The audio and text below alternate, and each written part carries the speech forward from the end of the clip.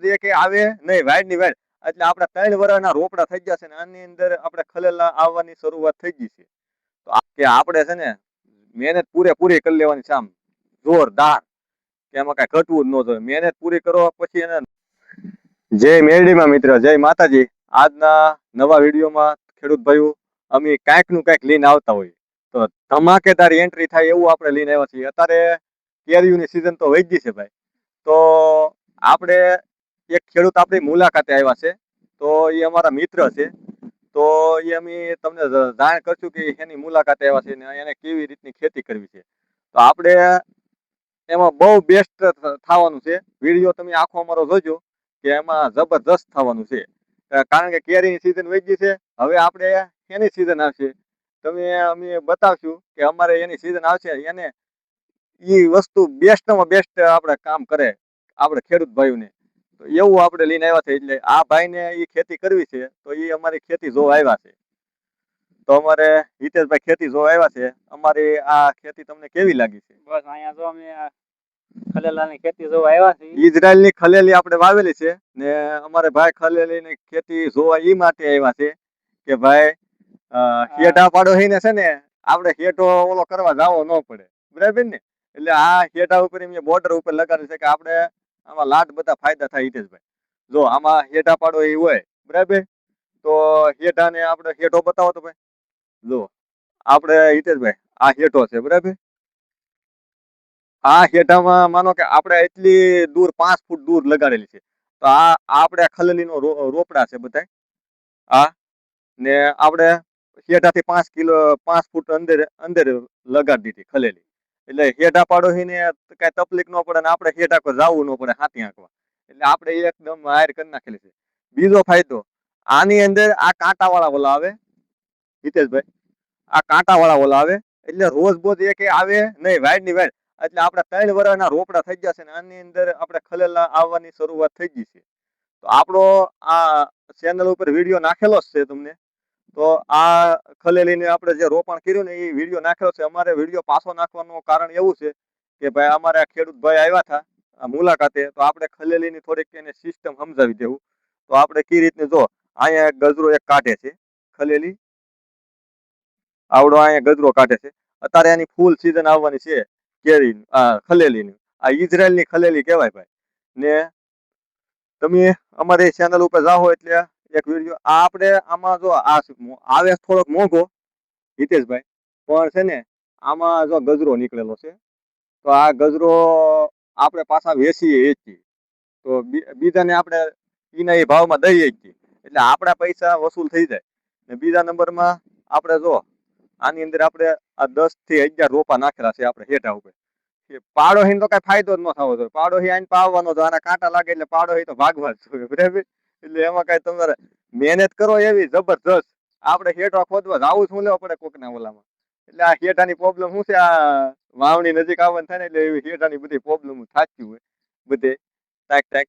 પણ આપણે એ પ્રોબ્લેમ ન થાય એટલે આ લગાડી દઈએ એટલે અહીંયા કોઈ આમ ઢાંઢ હોય તે ઓલું ગણવા ન આવે. એટલે આપણે એક ફાયદો તો એ છે હેઠા પાડોશીનો.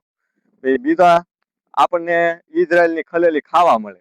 તો આપણે આમાં જો આ જે પાંદડા છે ને ભાઈ, આ પાંદડાની હાવણી બને છે. બધા ખેડૂત ભાઈઓને ખબર જ હશે કે આ હાવણી. તો આ હાવણીમાં આના પાંદડાનું વેચાણ થઈ જાય. બીજા નંબરમાં 70 થી 80 રૂપિયાનો કિલો આ વેચાય માર્કેટમાં.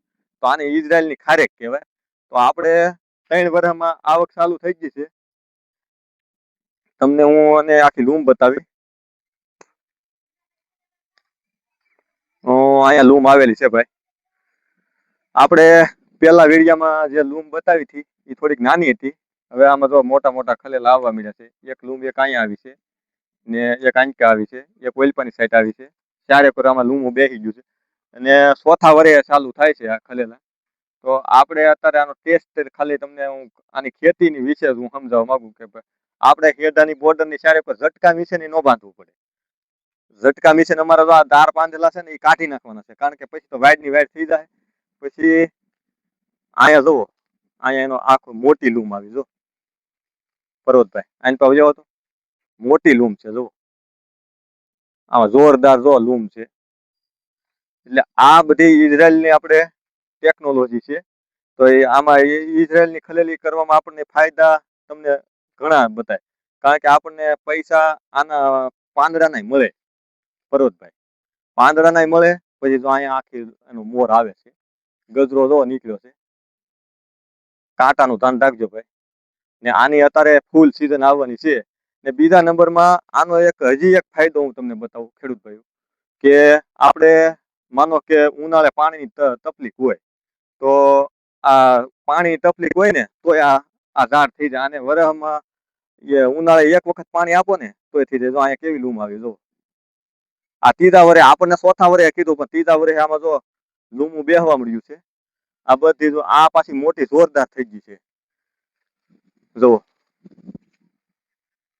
તો આની અંદર લૂમ બેહવાની છે ભાઈ, પણ દેખાતી નથી. આવી જાહે. અમે આનું થળિયું થોડુંક મજબૂત થઈ ગયેલું છે. આનું આવી જાહે જોરદાર, પણ એમાં કઈ ઘટશે નહીં. તો આપણને ખલેલા ખાવાની થોડીક ટેસ્ટ મળે. તો આપણે જે ભાઈ આવ્યા હતા એ ખલેલીની ખેતી જોવા, તો સ્પેશિયલ એને ખેતી જોવાની જ હતી. એ ઓલપા જોવે છે, હું તમને વિડીયો ઉતારીને બતાવી. ને એ ખલેલીની ખેતી કરવા માગે છે ખેડૂત ભાઈઓ.